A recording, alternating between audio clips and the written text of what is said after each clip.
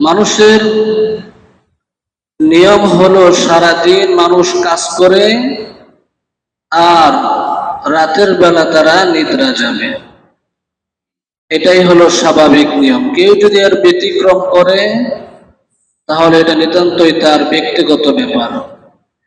কিন্তু সমষ্টিগতভাবে মানুষের নিয়ম হলো যে মানুষ দিনের বেলা কাজ করবে আর রাতের বেলা তারা কি করবে? ঘুমাবে, নিদ্রা যাবে। এটাই হলো নিয়ম।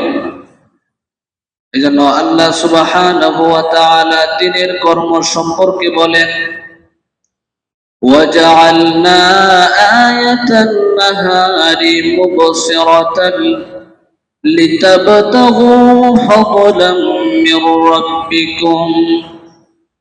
আল্লাহ সুবহানাহু ওয়া তাআলা তিনি এই আয়াতে কারিমার ভিতরে বলেন, আমি দিনকে দেখার উপযোগী করেছি।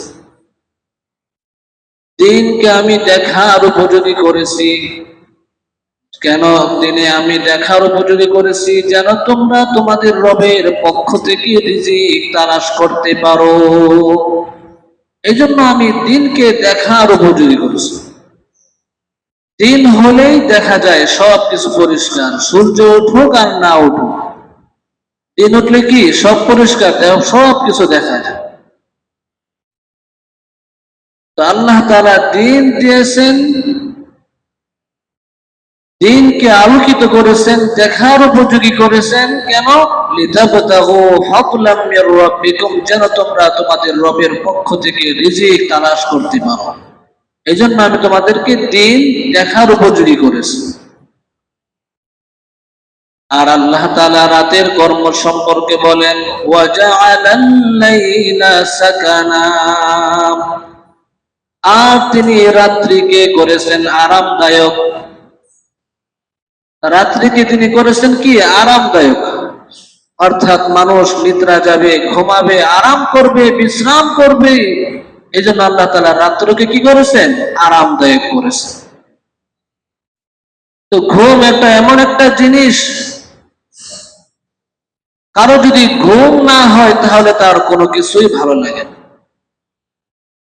কারো যদি ঘুম না হয়, রাতের পর রাত যদি সে জাগনা থাকে, ঘুম না হয়, যার ঘুম হয় না, যে ঘুমাতে পারে না, সে একমাত্র বুঝতে পারে ঘুম না হওয়ার যে কি যন্ত্রণা। দেখবেন অনেক মানুষ রাস্তার পাশে ইট মাথায় দিয়ে শুয়ে পড়ছে, এমনি তার ঘুম চলে আসে, নাক ডাকতেছে। আবার দেখবেন এমন অনেক মানুষ আছে বড় বড় অট্টালিকার উপরে থাকে, এসি রুমে থাকে, নরম বিছানায় শুয়ে থাকে, সারা রাত এপাশ ওপাশ করে কাটিয়ে দেয়, তার চোখে ঘুম আসে না। সারা রাত এপাশ ওপাশ করে সে কাটিয়ে দেয়, তার কি আসে না? ঘুম আসে না। ঘুমের জন্য সে ট্যাবলেট খায়, কত কিছু করে, তারপর তার ঘুম আসে না। ঘুম এটা আল্লাহ তাআলার বড় একটা নিয়ামত। কি?